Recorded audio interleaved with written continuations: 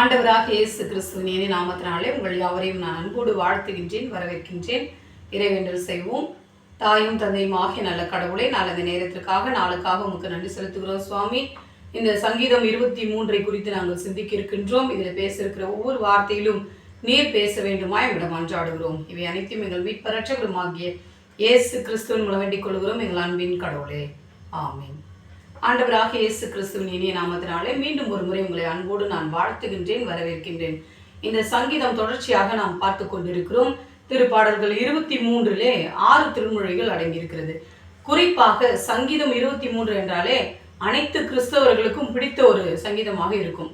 ஏதாவது ஒரு வசனத்தை சொல்ல சொன்னால் அவர்கள் எல்லாரும் சங்கீதம் 23 தான் சொல்ல துவங்குவார்கள். அப்படிப்பட்ட ஒரு முத்தான சங்கீதம் என்று இந்த சங்கீதத்தை சொல்லுகிறார்கள். திருப்பாக்களிலே சங்கீதத்திலேயே ரொம்ப முத்து போன்றது என்று இந்த 23ஆம் சங்கீதத்தை சொல்லுகின்றார்கள். குறிப்பாக கடவுளுடைய அன்பை 2 விதத்திலே இங்கே வெளிப்படுத்துகிறதாக சொல்லப்படுகிறது. ஒன்று ஆயரின் உருவகம், இரண்டாவது வழிகாட்டுபவரின் உருவகம் என்றும் சொல்லப்படுகிறது. மூன்றாவதாக சில அறிஞர்களும் விருந்தளிப்போர் உருவகம் என்றும் சொல்லுகின்றார்கள். எனவே 3 உருவகங்களிலே இந்த 6 திருமொழிகளும் பார்க்கப்படுகிறது. ஒன்று ஆயரின் உருவகம், இரண்டாவது விருந்தளிப்பவரின் உருவகம், மூன்றாவது வழிகாட்டுபவரின் உருவகம் என்று 3 உருவகங்களிலே பார்க்கப்படுகிறது.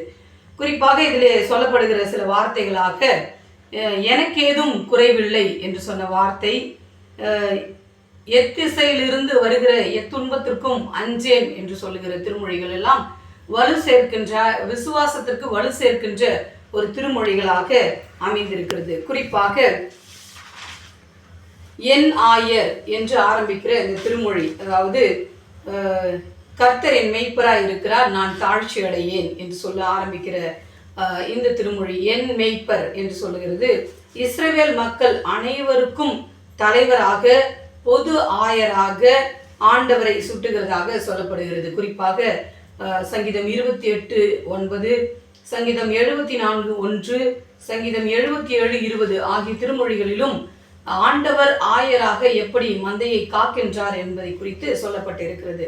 இரண்டாவதாக சங்கீதம் 23 இஸ்ரவேலுக்கு மட்டும் தனி ஆயராக இல்லாமல் அனைவருக்கும் ஆயராக இருக்கின்றவர்.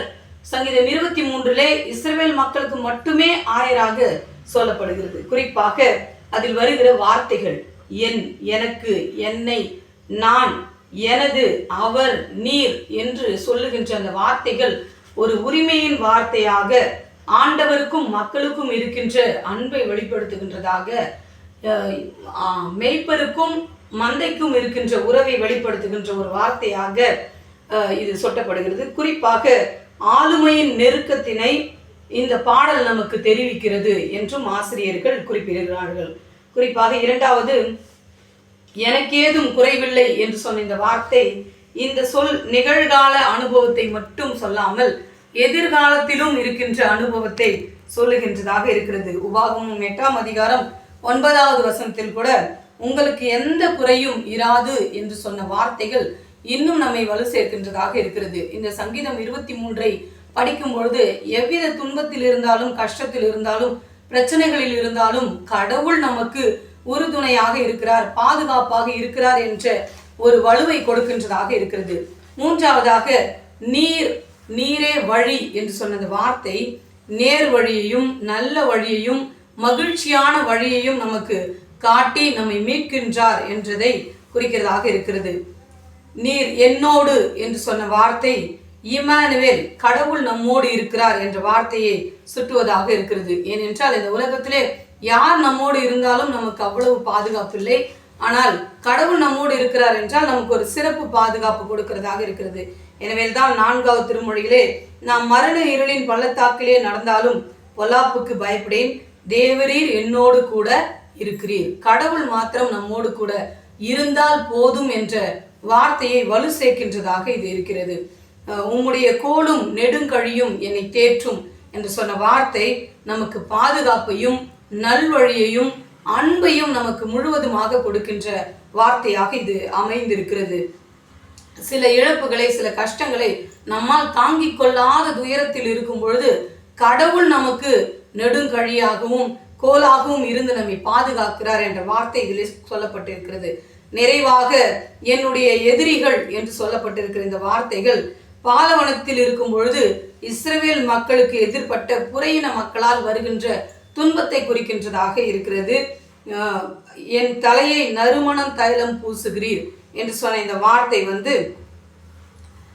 கீழை நாட்டு விருந்தோம்பலுக்கு இது பண்பு சார்ந்து இருக்கிறது. கீழை நாட்டு விருந்தோம்பலை சொல்லுகின்றதாக இருக்கிறது என்று சொல்லுகிறார்கள். குறிப்பாக இதனை ஆமோஸ் 6ஆம் அதிகாரம் 6வது வசனத்திலும், லூக்கா 7ஆம் அதிகாரம் 46வது வசனத்திலும், லூக்கா 10ஆம் அதிகாரம் 34வது வசனத்திலும் இதுக்கான திருமொழிகள் நமக்கு கொடுக்கப்பட்டிருக்கிறது. இதை தாவீதுக்கு திருப்பொழிவு செய்யப்பட்டதை குறிக்கிறதாகவும் இருக்கலாம் என்று சொல்லுகிறார்கள். குறிப்பாக இந்த நறுமணம் என்றாலே மகிழ்ச்சி அல்லது குணமாக்கும் மருந்து என்றும் சொல்லுகின்றார்கள். நிறைவாக பாத்திரம் நிரம்பி வழிகிறது என்று சொன்ன வார்த்தை எதை குறிக்கிறது என்றால், விருந்தோம்புபவர் தாராளமான குணத்தை குறிக்கின்றதாக இருக்கிறது. நம்மை ஒருவர் கவனிக்கிறார்கள் என்றால் அவர்களுடைய அன்பு எப்படி இருக்கும் என்றால், அந்த பாத்திரம் நிரம்பி வழிந்து ஓடுகின்ற அந்த அளவை குறிக்கின்றதாக இருக்கிறது என்று சொல்லுகிறார்கள். 6வது திருமொழியிலே ஆண்டவரின் இல்லம் என்று சொல்லப்பட்டிருக்கிற அந்த திருமொழி, என் ஜீவனுள்ள நாளெல்லாம் நன்மையும் கிருபையும் என்னை தொடரும், நான் கர்த்தருடைய வீட்டிலே நீடித்த நாட்களாய் நிலைத்திருப்பேன். கர்த்தருடைய வீட்டிலே, ஆண்டவரின் இல்லம் என்று சொல்லுகின்ற இந்த வார்த்தை இறைவரின் தூயகம் அல்லது திருக்கோவில் அல்லது விண்ணகத்தை குறிக்கின்றதாக இருக்கிறது.